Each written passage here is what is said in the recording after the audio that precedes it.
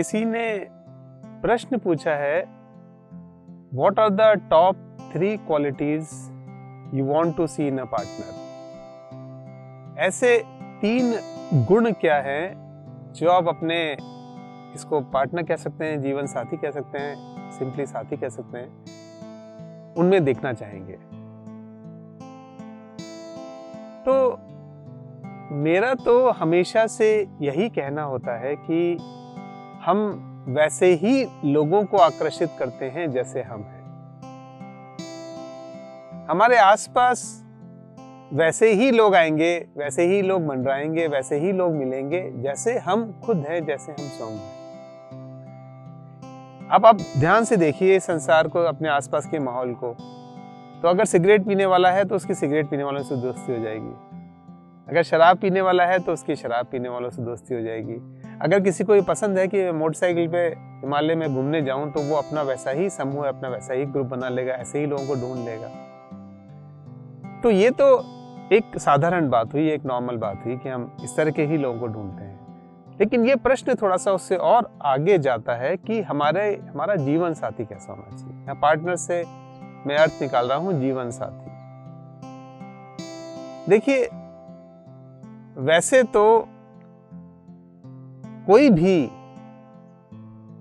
जीवन साथी हो सकता है, क्योंकि कोई भी जीवन साथी या कोई भी पार्टनर कोई प्रोडक्ट या कोई वस्तु नहीं है जहां पर आपने 3 गुणवत्ताएं ले ली, उसकी 3 क्वालिटी उसकी ले ली और 4 क्वालिटी उसकी नहीं ली।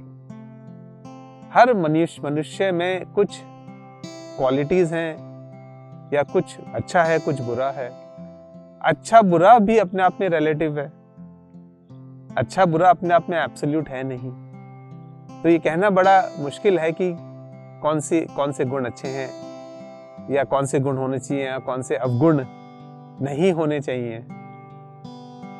लेकिन ये कहने के बाद अगर कोई पूछे कि अच्छा आप आगे और बताइए कि कैसे होने चाहिए, मैं ये कहूंगा कि ऐसे होने चाहिए जहां पर अगर आप उसके साथ बैठे तो आप उसके साथ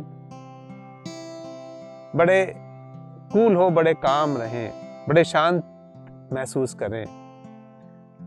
और ऐसा कब होगा कि आप किसी के साथ रह के बड़ा शांत महसूस करेंगे?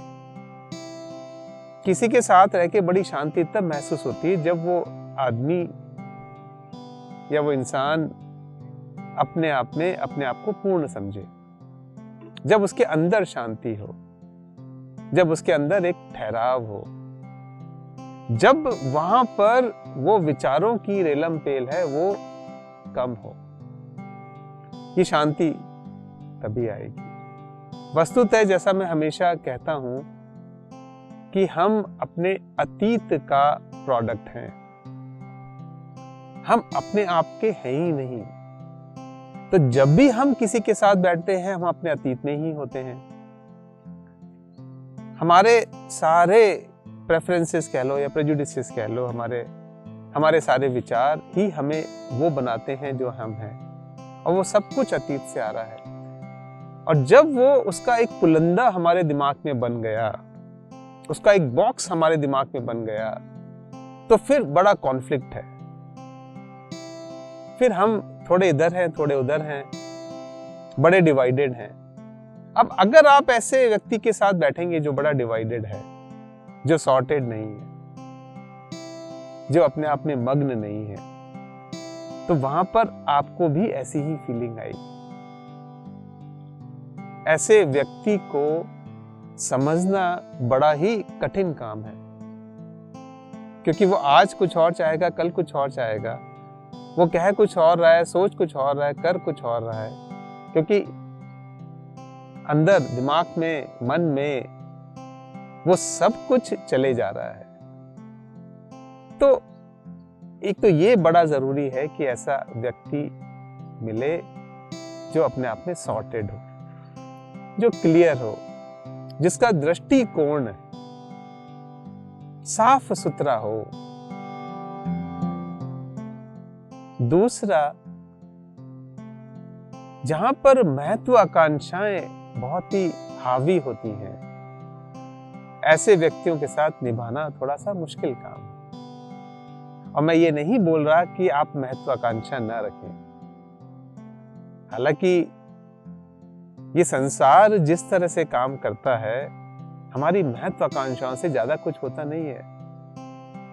Eight the end of the day, if you are in a race, you are a rat. और अगर आप सॉर्टेड हैं, आप सुखी हैं, आप खुश हैं, आप प्रसन्न हैं, आप इस क्षण में रमे हुए हैं, तो सारी की सारी सक्सेस यहां से आ ही जानी है। क्योंकि महत्वाकांक्षा हमें दुखी देती है, हमें परेशान ही करती है, और वो हर वक्त बदलती भी रहती है, चेंज होती रहती है। तो अगर ये अच्छा हो कि वो व्यक्ति हर पल को अगर जीता हो, खुश हो, सुखी हो, उससे मिलने से हम आनंदित महसूस करते हो, उसको सुनने का हमारा मन करे, उसके साथ बैठने का हमारा मन करे, हम कॉन्फ्लिक्टेड नहीं हो, तो ये गुण जो हैं बड़े ही महत्वपूर्ण गुण हैं। और ये उसी के साथ आते हैं जिसने कुछ अंदरूनी यात्रा कर रखी हो।